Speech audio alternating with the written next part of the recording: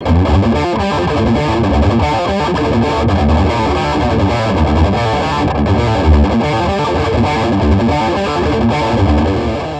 everyone, well welcome. I'm very honored here to have Paul Reed-Smith here from Paul Reed-Smith Guitars. Honored to have you here with speaking here at NAMM 2015. Thanks for having me on the show. Yeah, so the first thing I want to ask you is, you're celebrating 30 years. What's the one thing in those 30 years, tone-wise, for a guitar that you're most proud of that you've changed?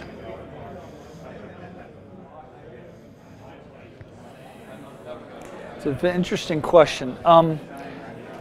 They forced me once in Japan. They forced me to say, what is the sound of a PRS? And there was a crowd of people, this huge crowd of people, all the press, all these cameras are going off. I didn't have an answer. And they sat there and waited at least 45 seconds of silence in this press conference, waiting for the answer. And I said, clear and powerful. That was the thing that I thought we had brought, that it was at the time that with the HFS pickup there was a power so that you could overdrive a Marshall 50. There weren't these high gain amplifiers, right? There was this pedal business hadn't happened, and all this high gain stuff hadn't happened, and it was precursor to the, you know, all those boogie amps with the triple rectifiers and all that. And so I thought that was at the time a good answer. Now I think the answer's changed. I think that we try to have any guitar you pull off the wall sound musical, so you could either play a gig or do a recording session on it. So I should be able to go, you know,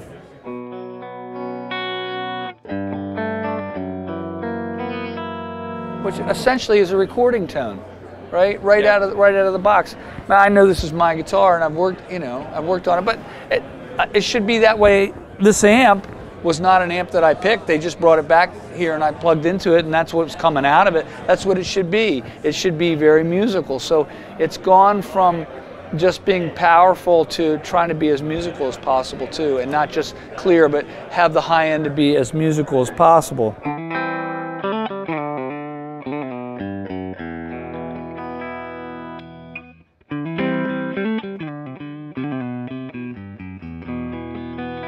Something very musical about that, right, both with the amp and the guitar. So I would say the clear and powerful stays, but we've tried to make it musical as well. Now, a while back you've talked about how you wrote 21 Rules of Tone. Oh God, that document.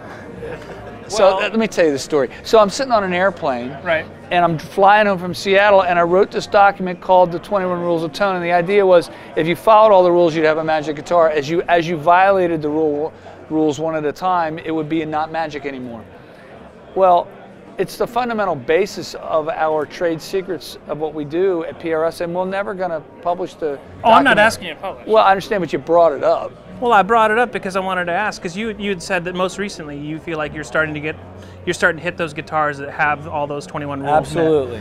So you believe that you have those that hit the 21 rules. Is there guitars that someone could buy and say, hey, this is the one that Paul says meets all 21 rules? Is there like a certified 21 rule? Everything we're making in Maryland, I would say all of them apply. Okay. Now, if you make a guitar with rubber tuning pegs and a rubber nut and a rubber bridge, is it going to sound good or bad? It's going to sound bad. Okay, well, that would be a highly exaggerated version of what the rules are about. If the wood is 12% water, is that going to sound better or worse than a guitar that's 6.5% water? A wet wood's really going to kind of, soppy wood, Yeah. I mean, I'm exaggerating to make a point, but yeah, we have ovens all over the place for baking all the woods in our guitars, and there's piles of things we do to try to make the guitars come alive from the day they are plugged in, from the first moment they're plugged in. Now, speaking of woods, exotic woods, what are you guys doing to? What are you guys doing to make sure that Paul Reed-Smith the fourth, the fifth, 100 years down the road is still going to have those woods? Are you guys? There isn't going to be a Paul Reed-Smith the second, third, fourth. That isn't going to happen. I have my son Samuel Reed-Smith, Sarah Lane Smith, and William Warren Smith. And then my stepkids are Christina Allen and Jonathan Allen. There will be no Paul Reed Smith II, third, fourth, unless somebody wants to, I don't know, that's not going to happen. But, okay, so how do you get their grandkids to still be able to put Brazilian or even, even rosewood or ebony on their guitars? We don't buy from unsustainable sources. So let's just take Indian rosewood for a moment. The Indian government doesn't allow fresh trees to be cut. They have these things over there called monsoons, and the trees fall over. They collect all those trees they're called blowdowns, and they collect them and sell them. They don't want them to go to waste. So if nature's going to take the tree down, I think it's okay to make a guitar, but we're not buying unsustainable stuff. We just don't do it. And we're getting better and better and better at getting almost any wood to be musical instrument wood. So I'm getting to the point where I'm pretty sure I can make a magic guitar from Home Depot. The only thing I'm worried about is that how would I make the pickups, because I'm not sure I could get the 42 gauge wire unless I took a drill apart or something. But you should be able to make a magic guitar. They make 2x4s out of red spruce. That's Adirondack spruce. That's the magic stuff they make acoustic guitars out of. I should be able to make it out of 2x4s. Well, so speaking of acoustic guitars, what's your feelings on what you see a lot of people doing torrefied wood for the tops? Torrefied? Am I saying it wrong? Probably I'm saying it wrong. I don't even know what you're talking about. Baked wood? Basically baked wood, but I think they call it torrefied. We've been baking it forever. If you over-bake it, it turns brown, just like chicken. Right. All right, so we've been baking the woods forever. The fretboards we've been baking at a very high temperature, and we've been baking the wood even after it's kiln dried at a pretty high temperature for a long time.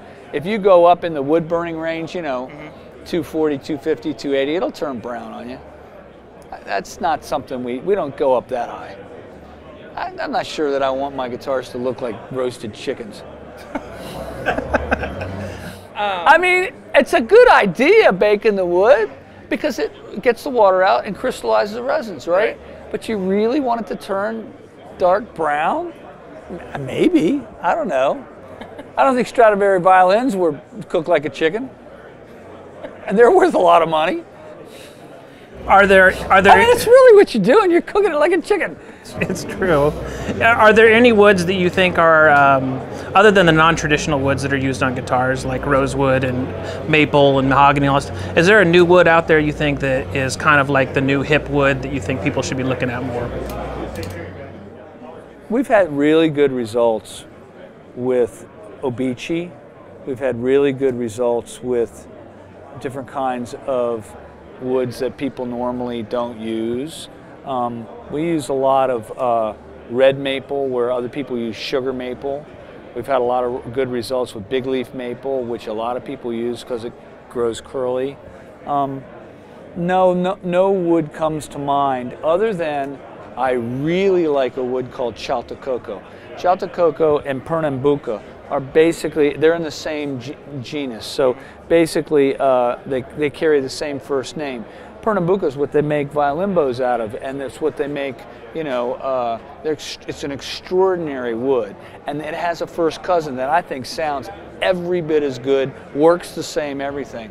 And so we've been using it. I really like it. I mean, it's really good stuff. What does it look like? It looks just like Pernambuco.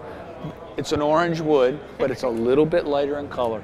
I mean, it's almost the same thing. Sonically, it is the same thing.